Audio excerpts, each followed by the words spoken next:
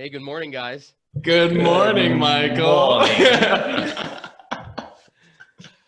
You can tell, particularly Aaron, is getting used to being recorded on a camera. Good morning, Michael. How are you? Just a recording. It's not live. There's no one watching it. There's no one watching it. Well, how was everyone's weekend? How was your weekend, guys? Wow, I don't even remember anything. Wow, that good, huh, Aaron? I think I got. I still am suffering from memory loss. Memory loss from when I hit my head when I went snowboarding last week. Oh no, that's right. That's right. No, I literally can't even remember what I did Saturday. Oh wait, yeah, I remember. I went. We had our writers club, and so we did a lot of writing, and we met at Barnes and Noble, and had a lot lot of fun there.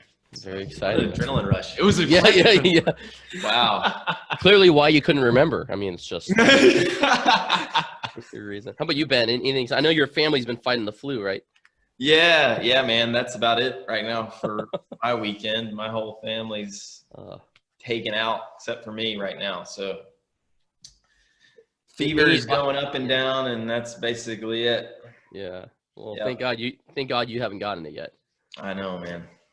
Yesterday would have been hard with a fever. Mm-hmm. I spent the weekend. We spent the weekend basically planning for our 4-week work vacation to Arizona, which we'll leave tomorrow for. So we're looking forward to that. But yeah, so that'll be exciting. So you preached a great sermon, of course, Ben, like always, every week. Always look forward to it. Always. Thanks. Except for that one sermon. Hey, Yeah. there's a few bad ones in there. Yeah. Just always love the sermon when you're carrying the flu virus around. It's awesome. So you want to summarize yesterday? It was James, the end of chapter 4. Yeah. So the passage is where James says, come now, you who say today or tomorrow, I'm going to go into such and such a town. I'm going to stay there, conduct some business there, make a profit there.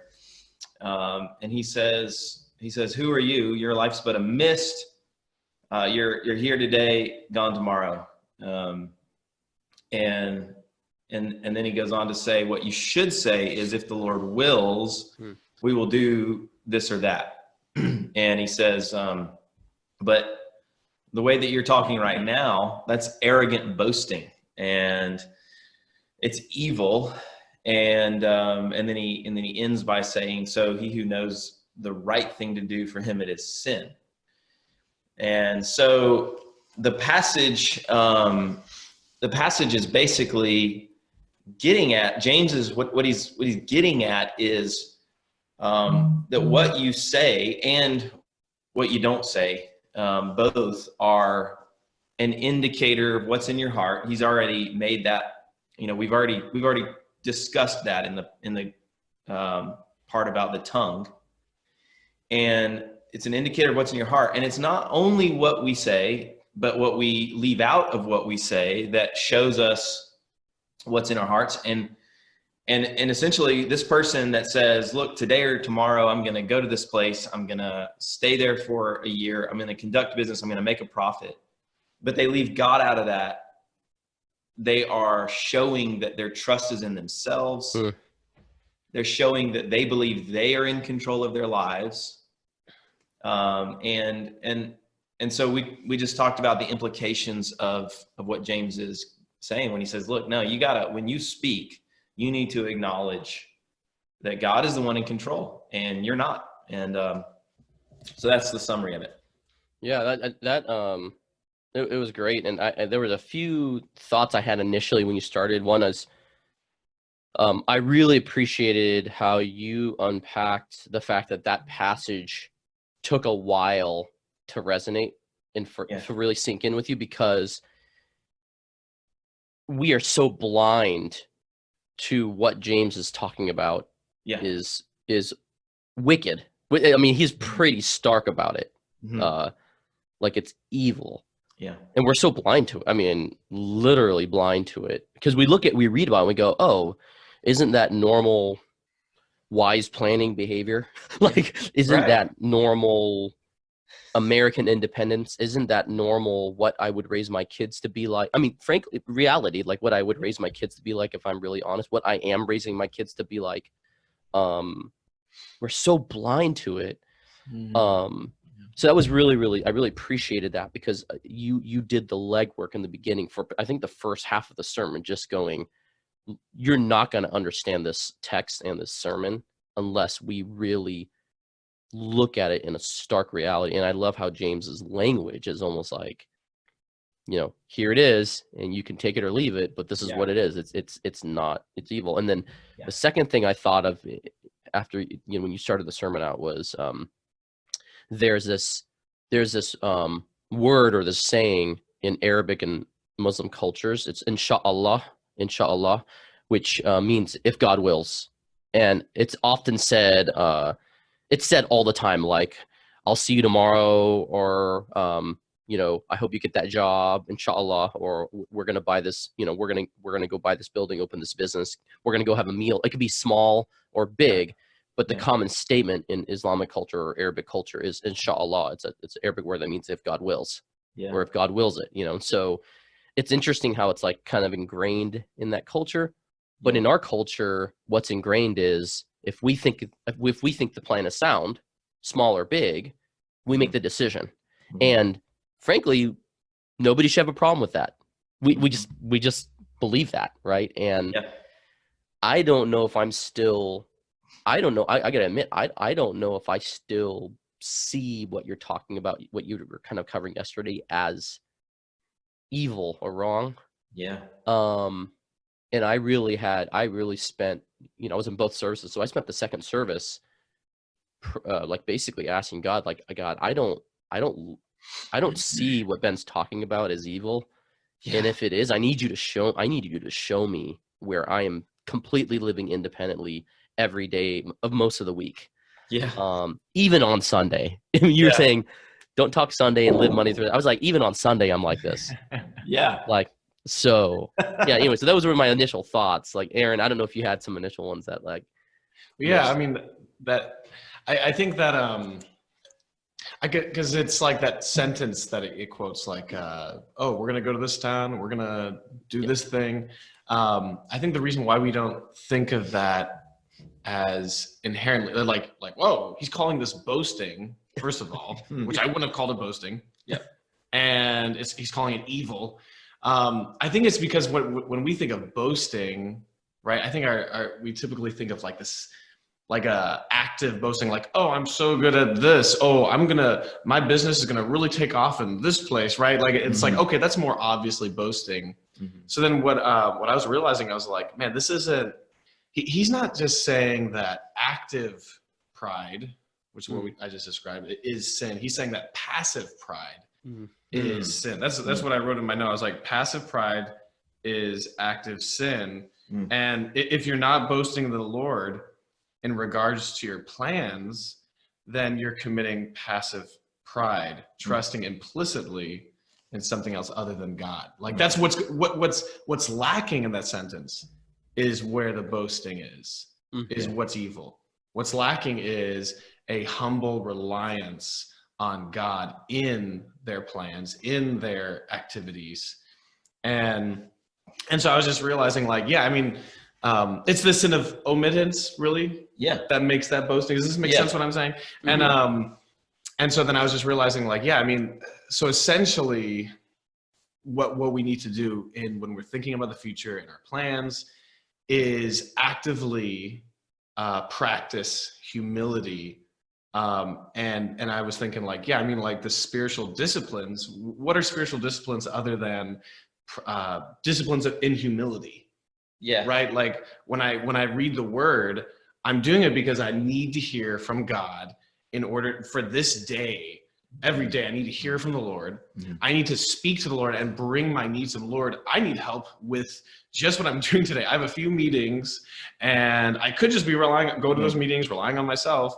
But I know that if you don't show up, then it's going to be meaningless what I do there. So please, Lord, be with me. Right. So practicing that discipline of humility in prayer in reading the scriptures, in things like fasting, right? So that was just something that hit me, was like, okay, if I'm not actively practicing humility, then I'm passively practicing pride. Because does that make sense? So like there is no neutral. Neutral is reverse. Neutral is going against God. It's being proud. Yeah, because neutral in neutral, our flesh is gonna kick in, take over. Yeah, and our flesh is anti-God. I was thinking about a parallel passage that I was even wondering if James had this on his mind when he wrote this, but a lot of us are familiar with it in Proverbs 3, where it says, "Trust in the Lord with all your heart, and do not lean on your own understanding. In all your ways, acknowledge him, and he will make straight your paths. Do not be wise in your own eyes. Fear the Lord and turn away from evil. It will be healing to your flesh and refreshment to your bones. Wow. Honor the Lord with your wealth and with the first fruits of all your produce. Then your barns will be filled with plenty and your vats will be bursting with wine." And I was thinking about, I wonder if James had this passage on his mind as he was writing that. But, I guess we probably don't consider the implications of acknowledge him in all of our ways and everything that we do. Right. And that I think James is saying this means with your mouth, you're going to acknowledge him in everything that you do. Right. Yeah. I just thought of this. I haven't really explored this thought, but like that's really what in the Old Testament, a lot of the festivals, the traditions that God's commanded were showing this idea of reliance on the Lord, and trusting him for every endeavor, right? So like, for example, bringing the first fruits of their harvest, right? So acknowledging the Lord in everything that they did. So, okay, here we have our harvest, but part of it's going to the Lord. The first things that we get, they're going to the Lord, right? And so it's actively practicing a reliance on him. This is all because of him. Whatever I get, he's going to give me as much as I need, and that little extra portion that's going to him because of it. So it's and I really like the encouragement, Ben. If when we were trying to get down to, when you got down to the practical, what does this kind of look like? And again, we're so blind to it that we're like, really, but okay, you have a week vacation coming up with your family. Have you asked God where he wants you to spend your week-long vacation? Yeah, let's confront Ben right now. Have you? No. Not Ben has one. Not Ben has one. I meant, that's the example, right? Yeah. So yeah. Literal Aaron. Because we compartmentalize, there are certain parts of our lives that we're like, God's not concerned with how I spend my vacation. That's like off time. That's off time. That's me time. That's me time. No. So like, when is the last time we sat down as a family and said, okay, hey, why don't we ask God where he wants us to spend our week off, our week vacation? Yeah. It sounds like an absurd request to us. I mean, as I'm saying it, I'm going, gosh, man, it just sounds so absurd. It would sound absurd to most Christians. Like, why wouldn't he be okay with me just paying money for that Disney cruise or for that trip to the beach or whatever? And I'm sitting there going, the reason why I'm scared to ask is because, one, I don't believe he wants me to have fun. Yeah. Right? If we're honest, I don't believe he wants me or my family to have fun. I don't believe I think he wants us to do something that's going to cost us or not be fun or whatever it is, which shows the absurd beliefs I have about my good father. Absolutely. Right? What good father doesn't want their kids to have to have fun? And or another one is, and these are so sacred. Some of these requests are like, should you move to that town and take that job? That's such an absurd request. Wait, of course I should. It's double the money. Of course I should. Right. Or should you not move that at other town? Well, of course I shouldn't. The houses cost too much. Yeah. The assumption is if it's too expensive, we shouldn't go. God doesn't want us to go. Right. Right? It's too expensive. It's an unwise decision. Yeah.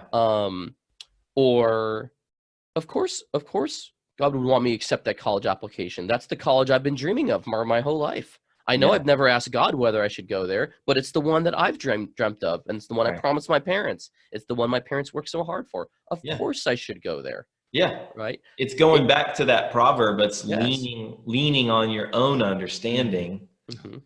And instead of laying it out before God. And it's funny how we all have these compartments, because right after preaching this sermon, we come home and Tiffany and I were talking about, we're trying to figure out what we're going to do. We want to try a different diet for one of our kids that's having some issues, and see if it helps. And we're just like debating this and talking about this all from purely like our own understanding. And then Tiffany looks at me and she's like, we need to pray about it and ask God what we should do. And I'm like, and I realized this whole time I'm compartmentalizing, like, well, there's nutrition that's one compartment over here that, like, I go to the internet to learn about that. No, I don't pray to learn about nutrition, like what I should do when it comes to that with my family. It's just, we all have these compartments. Right. And we don't want to invite, like, we're not saying, hey, don't read up on your science. Don't read up on nutrition. We're saying, why aren't we inviting the God of the universe who created science, who created our bodies, who knows it better than we do, who can heal us from the need for this diet? Yeah. Why don't we just ask him to come in and go, hey, do you want us to, how do you want us to feed this kid? Or what kind of diet, what kind of food do you want us to consume? Yeah. Do you want us to have less meat just so that we can better the environment around us or be healthier? Like, what can we do? Like you said, we just kind of put him aside and go, well, we don't want to include you in this conversation. Yeah. And it's perfectly normal. Like, I just feel normal about that. I'm just gonna be honest. Like, and that's why it's not convicting, is because we're like all in the same boat, I think. And we're all going like, James, I feel like you're overreacting, Yeah. And I think that's what, kind of this idea of like what you're talking about, not really believing that he wants good for me. Like, he wants to give me something that I'm going to enjoy, right? He's going to give me bad things, right? And that's exactly what the opposite of faith is, right? Because Hebrews 11 talks about it. Faith is believing that he exists and that he is a rewarder of those who diligently seek him. Yeah, right? That he's a rewarder. Right, he's actually going to give you good things if you diligently seek him, like better things than you could have ever sought. And what is the promise we have in James 4, right before this? That God opposes the proud, but gives grace to the humble, and he highly exalts those who humble themselves. Wow. So like, and you see it, so like, whenever we seek the Lord in our decisions, okay, worst case scenario, he calls you, like worst case scenario, right? Which is going to be the best case scenario, like, because it's God. But worst case scenario, he calls you to go to I thought I was going to go to Arkansas to work, but he's actually calling me to go to Saudi Arabia to die for him, something like that. Worst case scenario. That's just the example that Christ put for us, right? Philippians 2. Jesus, he relied so much on his Father and believed so much that he was willing to be subjected, to be humiliated, right? To go undergo true humiliation, to go from being equal with God to becoming a man less than the angels for a while, so that he could be highly exalted. And so, what we're looking for is true glory that would otherwise not be achieved unless we humbled ourselves before God with our plans. Right. And I love that example, Ben, you use, like, he can turn even bad circumstances into good. Yeah. Right. So, like, what we think is bad, he can turn into good. Like the story of Joseph. Joseph. Yeah, the story of Joseph. Like, he spent years in prison for a crime he didn't commit. He was sold into slavery by his own blood brothers, and then he becomes second to Pharaoh. If he didn't go through that journey, if he didn't go through that, and he sat there saying, "This is unjust. I don't deserve this. I'm going to fight for my rights," which he couldn't fight for anything. Yeah. He was in a much worse situation than the American court system or the American justice system. Right. And then he gets the opportunity to speak to one of the prisoners who happens to be the cupbearer to the king or whatever, and says, "Oh yeah, there's this guy. He can tell your dreams." So he's second to the So how many times where we look at a situation that we think there's no way God would call me into that. There's no way God would call me into an unjust situation. There's no way God would call me into a poorer situation or the job that doesn't pay as well. There's no way God would call me to the most expensive city in the world that I can't afford to go teach inner city kids or something. Why would God do that? Why would God do something so absurd? Oh, because maybe his plan is absurd to us. Maybe it is literally looks absurd. Right. And on the other hand, maybe God then says, "Hey, I'm going to put you second to the richest person in the world, and you don't feel like you have the abilities to be there, but I do." God says, "I do," right? Or I'm gonna put you in an influential situation, but I need to know that if I put you there, you're not going to use that for yourself. I need to know you're going to use it for me. So oftentimes, like if you think an idea is absurd, you probably just sit and pause and go, "Well, maybe I think it's absurd, but God doesn't think it's absurd." Yeah. Right. Yeah. And I think you're kind of hitting on this too, where that we don't trust God that he has good plans for us, but it's not just that, I think we also kind of know a little bit about God, but don't like this truth about God that he actually uses suffering. And so we're like, oh, God, he oftentimes puts his people through suffering to do some good things. So I'd rather just do my own thing because and avoid that. Avoid it. Yeah. So kind of you really have to embrace suffering as God's plan. Yeah. Oh man. And I think and I think the key to that is what John Piper calls Christian hedonism. Right. The confidence that even in suffering there is joy, that like God's most glorified God is most glorified when we are most satisfied. And so God wants us to have great joy. And so taking us through suffering does not mean that that he wants us to have no joy. Right. And so that's what strengthens us, I think, fortifies us to go through suffering. It's not meaningless suffering. That's what Christ's suffering was. He endured the cross, despising the shame, so that he looking for the joy that was set before him. Right. There's the joy and the delight that's at the end, and also and even in the present, and a joy in the present of that. Yeah, Christ modeled this I had a for question. us. Yeah. Wait, what was that? Yeah, Christ modeled this for us, right? Yeah. He modeled this for us. He didn't choose the road of mediocrity or the road of comfort in order to get the prize that he wanted or to get the satisfaction that he wanted, which was being with his dad, right?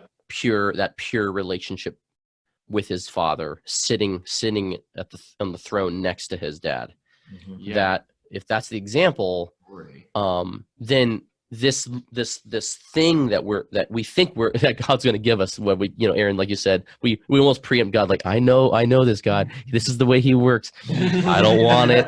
I want to believe in him. I want heaven. I want the heaven result, but I don't want the rest. I want to be highly exalted without being humiliated. Yes. Which goes against God's, what he said, that he exalts those who have been humbled. Right. He highly exalts them.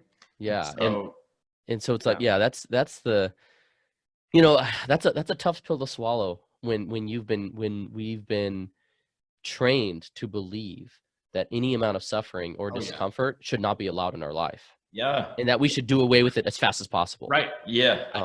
That reminds me, I met these twins who were like these science these geniuses, and one of them, they're both atheists, and he told me that his goal in life was to create some kind of medicine that would basically make it where you don't have to exercise at all, and you can just have all the benefits of exercise without doing the exercise. Well, I will pray for him for that one, though. Yes. I want that pill. I want that. But it actually it was like, for me, just, for understanding this idea of suffering and joy at the end, this way that God works, it was such an easy lead into the gospel.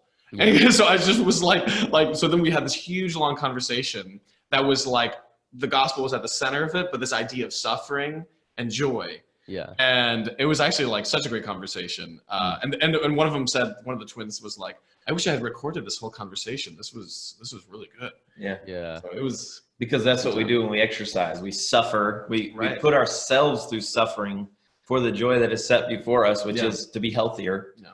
I'm watching a show. Have you ever seen the show Alone? That comes on the History Channel. No, and, I haven't seen it. Tiffany and I have watched this show where these people are set out in the woods by themselves. They have to survive in the woods by themselves. But whoever stays out there the longest, it doesn't tap out by hitting like the "Come Rescue Me" button. They get $500,000, and so it comes to the point to where they're going mad because of their isolation, and they're hungry and all the other things that they're dealing with. And they are talking about this, and they're saying like, I'm suffering day after day. This is awful. This is terrible. I'm suffering, but if I can just stick it out, there's this reward at the end. And so we like, even the whole world understands this concept of suffering for the sake of a reward, a future reward. Mm-hmm. And it's like, everybody understands it. You diet for the sake of the reward, whatever. And yet when we apply it to our Christian life, for whatever reason, it's so hard. It's so difficult. I think it's because we all inherently know or believe that suffering for no reason, where there is no end reward, right? Like, for example, I think of the Uyghurs just stuck in prison because of the Chinese government, or I think of the Syrian women and children that are at the border of Turkey and they're not being let in, and the Syrian government is just slaughtering them. Yeah. For them, it's like, okay, yeah, that's senseless, right? It's senseless suffering. But where we go too far in our culture, Western culture, is all suffering is senseless. Right. All of it. So we go like from discomfort all the way down to suffering. So, I should not have to exercise to get the body I want. I should not have to eat wisely to get the body I want, right? I should be able to get all of that immediately, just like an Amazon Prime membership. Yeah. I should be able to click and go, I want the 6 abs, give it to me tomorrow, right? I should be able to do that. And the reality is it just doesn't work that way, right? Yeah. So like there's senseless suffering, which we all believe is unjust and should be annihilated, and that there will be one day a removal of that. But then there is what we use the word suffering for, but really it's, it's the trial that you have to go through, or it's the pain that it requires, that it comes with in order to reach it. So like, why do you CrossFit? It's like, there is pain in it. It's not like it's easy. Even the most advanced CrossFit person says, yeah, it's painful. It's like, but what's the end result? The end result is a healthy body. It's a body that's versatile, right? Why do you stick to a diet? Like, yeah, your mouth's not enjoying no sugars. It's not like it was made to not enjoy sugars. Mm-hmm. Why do you do it? It's because your body has more energy. Your body can be sharper. Your mind can be sharper. Mm-hmm. So to say that, I think we have to remove that level of that belief that suffering is senseless, because it's not. It actually has a purpose at the end, versus the suffering I think we all acknowledge is senseless, and we all hope it goes away, and we all work towards it goes away. But that's not what we're talking about, that upper level. We're talking about the stuff we call suffering, when it's really not, it's not, Mm-hmm. And then, like you said, there's the suffering that seems senseless because we can't see the end result. Yeah. Frankly, because we don't trust God for the end result. Yeah. It seems that way, but there is an end result, and it's actually for his glory or for your good, but we want to know what the good is now. Mm-hmm. And so we're impatient. So therefore it's like, well, we don't want that. But yeah. What were you thinking? You had some thoughts there. Oh, I mean, just I guess to summarize that idea of like why our culture doesn't get it is because essentially most of our culture lives in a meaningless universe, right? To them, the universe is meaningless. So therefore, suffering is essentially meaningless. All suffering is essentially meaningless. So like, you know, so that's why people ask, why would, if there really is a God, which they don't believe there is, so that's why they're saying this, right? Then why would he allow suffering? Because the assumption there is that suffering is meaningless. But they're assuming two things, that, you know, there's no meaning in the universe and that suffering is meaningless, right? Yeah. So they're assuming a lot there. I think it was, who's that philosopher that like said this? Like, I think it was David Hume or somebody who was like, or Bertrand Russell maybe, who was like that. This is one of the three reasons why God can't exist, because either he sees evil and suffering and is not strong enough to stop it, or he sees it and lets it happen. Therefore, he's kind of evil, right? And he's like, you know, has these assumptions, all these assumptions wrapped up in these, in this idea. But yeah, that's good. Ben, any closing thoughts for us?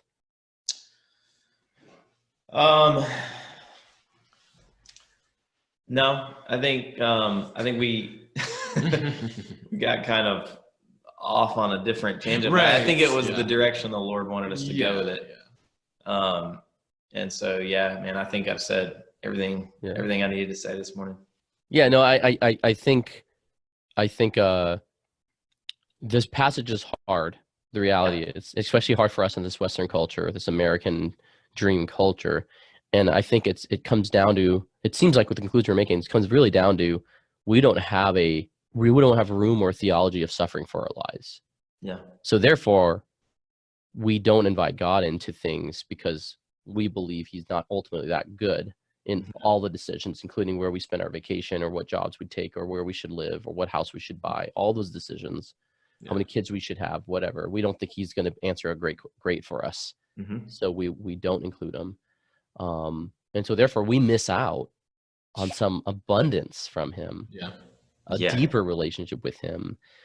And it's not a matter of salvation we're talking about. It's a matter of abundant life, right? Abundance, satisfaction, deeper living with him that I think we're all Christians want. But if we admitted why we don't get it, it's because of these things. We don't want the pain it takes to possibly go through to have it. Yeah. So yeah, well, great sermon, of course, Ben. Looking forward to the next one. Thanks. All right, good. I'll see you guys later. We'll talk soon. All right. Okay. See you, Michael. See you later. See ya.